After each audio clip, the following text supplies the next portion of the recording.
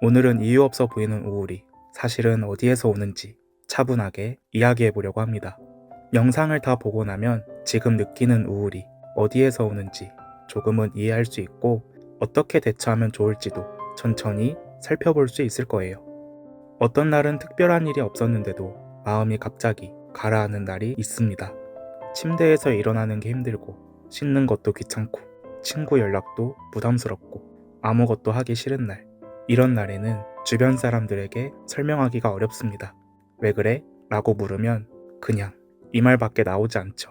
이유를 설명할 수 없으니까 더 답답하고 내가 이상해진 것 같고 결국 혼자서 끙끙 앓게 됩니다.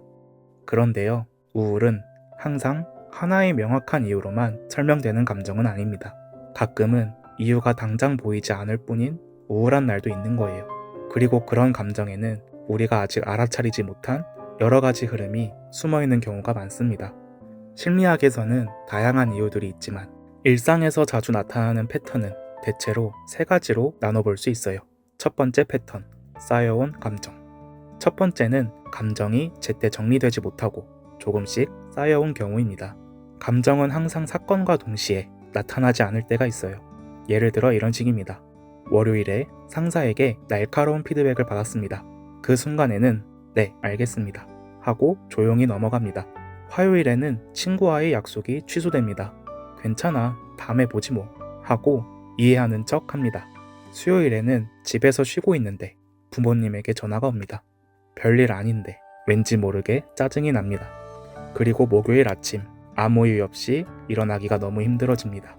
사실 감정은 그 순간 바로 드러나지 않아도 몸과 마음 안에서 천천히 정리되고 있었던 겁니다. 또 하나의 경우는 감정을 억누르는 패턴입니다. 화가 났지만 참았던 순간, 서운했지만 괜찮은 척 했던 순간, 외로웠지만 혼자 견뎠던 순간, 별거 아니야, 참을 수 있어, 이 정도는 괜찮아, 이렇게 말하면서 감정을 안쪽으로 밀어 넣었던 순간들이 조금씩 쌓이게 됩니다. 심리학에서는 이런 흐름을 감정이 축적되는 과정으로 설명하기도 합니다. 작은 감정들이 천천히 쌓이다가 어느 순간 마음이 갑자기 무거워지는 거죠. 그래서 이유가 없는 것처럼 느껴지는 우울은 사실 이유가 너무 많아서 어디서부터 설명해야 할지 모르는 감정일 때도 있습니다.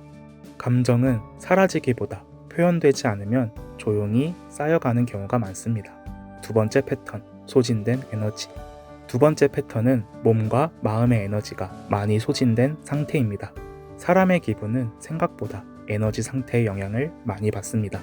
핸드폰 배터리를 떠올려 보세요. 배터리가 20% 남았을 때와 80% 남았을 때 같은 일을 해도 느낌이 완전히 다르죠. 사람도 비슷합니다. 에너지가 충분할 때는 괜찮아, 할 수 있어 하고 넘길 수 있는 일도 에너지가 바닥에 가까워지면 도저히 못하겠어 라는 느낌이 들 수 있습니다. 최근의 생활을 잠깐 돌아보세요. 잠을 평소보다 조금 덜 잤나요? 저녁 약속이 계속 이어졌나요? 혼자 쉬는 시간이 거의 없었나요? 주말에도 진짜 쉬는 느낌이 없었나요? 일도 하고 관계도 신경 쓰고 집안일도 하고 해야 할 일들이 계속 이어집니다. 괜찮아, 할 수 있어, 이렇게 말하면서 앞으로 계속 달려왔을 수도 있습니다. 문제는 에너지가 줄어드는 과정을 우리가 실시간으로 느끼지 못하는 경우가 많다는 겁니다. 핸드폰처럼 배터리 20% 알림이 뜨지 않으니까요. 어느 순간 갑자기 힘이 빠지는 느낌이 들기도 합니다. 몸은 이미 지쳐있는데 우리가 그 신호를 늦게 알아차리는 경우도 있습니다. 그래서 가끔은 몸이 속도를 조금 늦추라고 신호를 보내는 것처럼 우울한 감정이 나타나기도 합니다. 이런 경우의 우울은 문제가 있어서 생기는 감정이라기보다 몸이 잠깐 쉬어도 괜찮다 라고 말하는 신호일 수도 있습니다. 세 번째 패턴, 연결의 부족. 세 번째는 사람과의 정서적인 연결이 부족한 상태입니다. 사람은 관계 속에서 살아가는 존재입니다. 그런데 요즘 우리는 물리적으로 많은 사람들과 연결되어 있지만 정서적으로는 더 외로워지는 경우도 많습니다. 하루 종일 사람들과 함께 있었어요. 회사에서 회의하고 점심 약속도 있고 저녁에는 모임도 있습니다. 그런데 집에 돌아왔을 때 이상하게 더 외로운 느낌이 들기도 합니다. SNS에서는 많은 사람들과 연결되어 있지만 정말 속마음을 이야기할 사람은 생각보다 없을 때도 있습니다. 매일 대화를 나누지만 내 마음을 깊이 이해해주는 대화는 드물 수도 있습니다. 심리학에서는 이런 상태를 정서적 고립이라고 설명하기도 합니다. 사람이 옆에 있다고 해서 외로움이 자동으로 사라지는 것은 아닙니다. 내 마음을 이해해주는 사람, 내 감정을 함께 느껴주는 사람, 이런 연결감이 있을 때 마음은 훨씬 안정됩니다. 그래서 어떤 우울은 혼자 있어서 생기는 감정이라기보다 사람들 속에 있어도 혼자인 느낌에서 생겨나기도 합니다. 진짜 연결이 필요한 순간일 수도 있습니다. 많은 만남보다 깊은 대화 하나가 더 큰 위로가 되기도 합니다. 그렇다면 우울한 날에는 어떻게 하면 좋을까요? 몇 가지 현실적인 방법을 이야기해 보겠습니다. 먼저 오늘은 정답을 찾으려고 너무 애쓰지 않아도 됩니다. 내가 왜 이러지? 라는 질문을 계속 붙잡고 있으면 답을 찾지 못할 때 더 불안해질 수 있습니다. 대신 이렇게 생각해 보세요. 오늘은 그냥 그런 날일 수도 있겠다. 지금 내 몸이 조금 쉬고 싶은가 보다. 두 번째는 최소한의 루틴만 지키는 겁니다.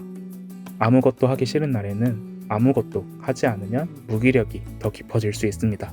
그래서 아주 작은 것만 해보세요. 씻기, 밥 먹기, 5분이라도 밖에 나가기. 이 정도면 충분합니다.